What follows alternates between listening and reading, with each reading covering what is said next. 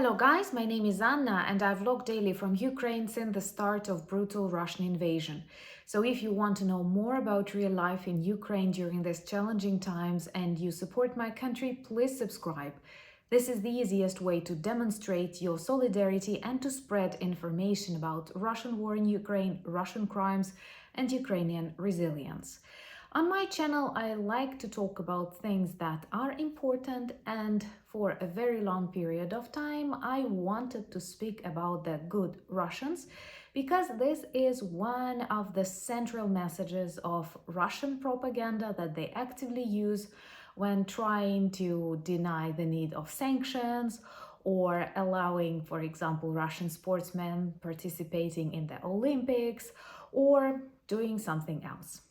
Well, first of all, before I continue, I would like to stress that before the start of this war, I was super tolerant and I never judge people based on their nationality, based on their race, based on, I don't know, any physiological things, but I judge people based on the choices that they make, and especially if these choices are to kill innocent Ukrainians. So for me, Russian is not like what is in your blood, I mean, who are your parents, but it's the choice that you make when you decide that, yes, Russia is a strong empire, yes, Soviet Union was cool, and Putin is not that bad. So what I am going to talk about today is actually about this kind of people.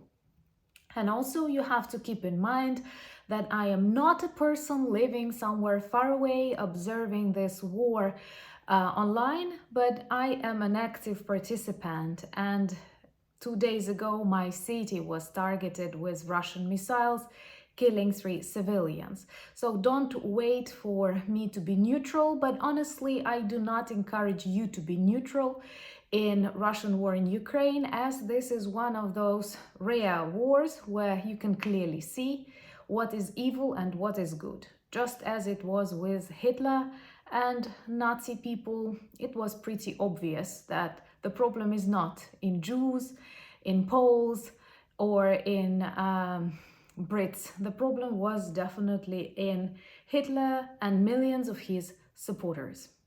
So if you agree that Putin is a modern Hitler, please subscribe, because the more subscribers we have, the more people will learn about Russian war in Ukraine and how we can and should and will win this war. So there are two kinds of good Russians. One is a sarcastic version that you can often hear in Ukrainian jokes, and these are, I am sorry, sensitive people. These are dead Russians. Those who came to invade and died, actually gaining not Ukrainian territory, but entering the depths of Ukrainian territory, Ukrainian ground. Other good Russians, this is a very tiny percentage of people who are fighting against Putin, who are fighting against Russian war in Ukraine, who speak openly about that, who try to unite forces against, or who are members of various partisan volunteering movements, part of Ukrainian International Legion, for example, or who organize raids against Putin and Putin government and people who support war in Ukraine, like the Freedom Legion or other volunteering partisan movements that become more and more visible, especially in the bordering with Ukraine regions. But European and American diplomacy, I am very disappointed. Universities are constantly looking for good Russians, those who remain silent in this really dark, brutal, violent times. And of course, these people cannot be considered good Russians. Why? Because not doing something is actually a choice. And I would like to classify these kinds of good Russians that are popular in Western media and why you should be careful when believing them or sharing their messages. The first group are different FSB, KGB agents, classmates of Putin, I don't know, political experts who were once, I don't know, mayors of Russian cities and so on, and now live in the West, do not offer anything but just speak that they once knew Putin. These people try to gain their own popularity using the name of this bloody dictator, and actually for decades they were sharing his management style. They liked everything, but then at a particular moment of time maybe he betrayed them or did not give them a good job, and they pretend that they are actually against Putin, which is not something extraordinary.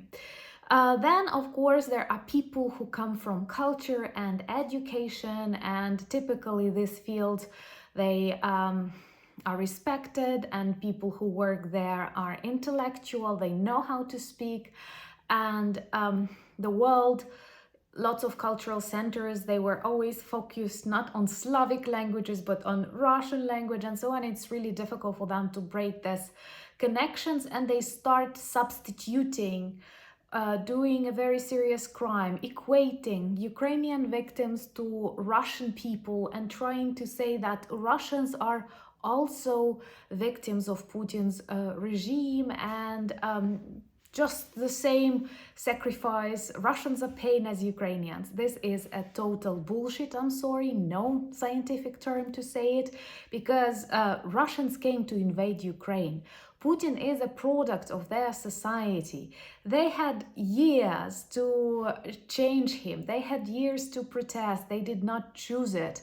So silently they support his regime. And once again, not doing anything is also a decision, and many of them made this. So never agree on a message that both nations are victims, Russians and Ukrainians, of Putin's regime. No, Ukrainians fight against Putin. Ukrainians die in this fight, but they protect their motherland and protect democracy and freedom, and Russians remain silent. I know one of the very popular arguments that many oppositioners use is that it's dangerous to protest in Russia. You can get arrested or you can get killed. Back in 2014, millions of Ukrainians protested. Some of them were shot by pro-Russian government of Yanukovych. Some of them were taken to prison, but Ukrainians continued protesting because they stood for freedom, they stood for the truth, and we cannot live in other conditions. Russians did not do that. But now let's be more brutal. How many Russians have already died in this war?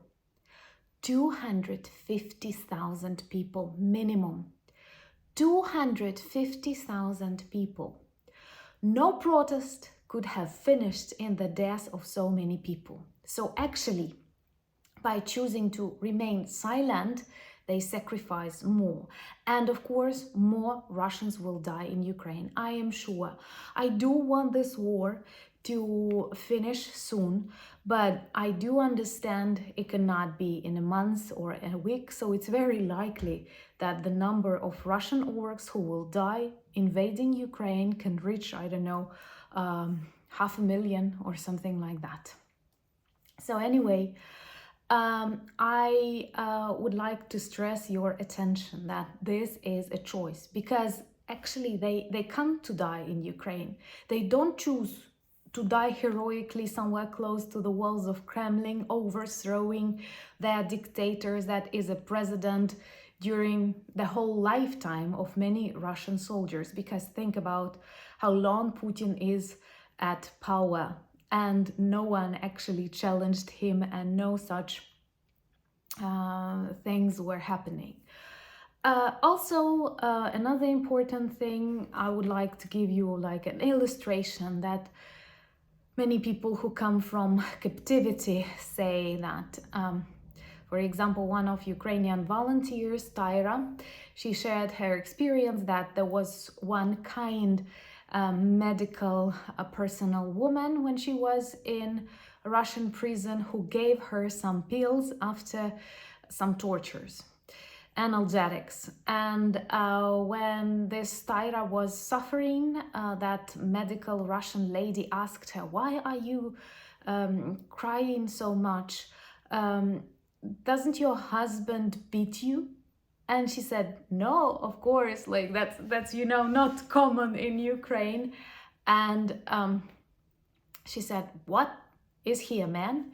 So this demonstrates this huge civilizational gap between our freedom-loving nations and cultures and Russians who have suppression at home and who understand it as the only valid form of country's organization. If you agree with me and you're not yet subscribed, please subscribe. And I would like to sum it all up with just two simple questions that you can use with people who are Russians or who seem to be sympathetic to Russians, and it really works well. Question number one: Crimea. Is it Ukraine? Because even the so-called Russian oppositioner Navalny failed this test. And if you want to know more what I think about Navalny, please check this video. And the second question is, of course, what is happening right now in Ukraine? Is it a war? And what are the reasons for this war? You can also test them with Chechnya, Georgia, and other things. But perhaps Crimea and not conflict, not bad things or other. Sometimes I am even laughing when I'm looking how these Russian oppositioners or good Russian YouTubers or people who pretend to be different and immigrated from Russia, not doing anything abroad, not trying to unite, I don't know, work against Putin, how these people avoid the word war. They will say like, "Oh, some really awful things are happening in Ukraine, and I hope one day it will all be over," and so on. It's not something like alien happening. It's your countrymen. And just like not doing anything inside of your country is not a solution. Saying that you don't want deaths and bloodshed, well, we have deaths and bloodshed in Ukraine, and you have them in Russia. 250,000 dead Russian soldiers already, and many more to come. So anyway, if you agree with me, please share this video. Tell me, do you know any good Russians? Those who celebrate Halloween, I have an idea for you. You can take lots of black packages and say that this is your Russian friend. I'm sorry, but they don't care even about the corpses of their soldiers, and some of this dark humor jokes are based on awful realities because we have serious ecocide close to Bakhmut. And our soldiers speak about that because they don't take away their corpses. And I'm not going to get into detail, but this is something beyond my understanding. Anyway, once again, it is not about your nationality, it's about your choice that you make. And hundreds of millions of Russians made a choice. Putin is their president for the last 20 plus years. Thank you so much for your support and understanding. Thank you for your subscriptions. Thank you for buying me coffees and becoming my patrons and supporting more projects to come. Also, we have a new drop in our shop. You can find a link below this video. And this is about F-16. We desperately need F-16s. And from what I read in the news, they won't be here until late autumn or winter, which is bad because we can have more blackouts and more bad situations in Ukraine. So introduce yourself to these t-shirts. They can work well as conversation starters. Subscribe to my Instagram, Threads, Twitter, and Discord community. And thank you so much for all that you do. Ukrainians are very grateful. Slava Ukraini!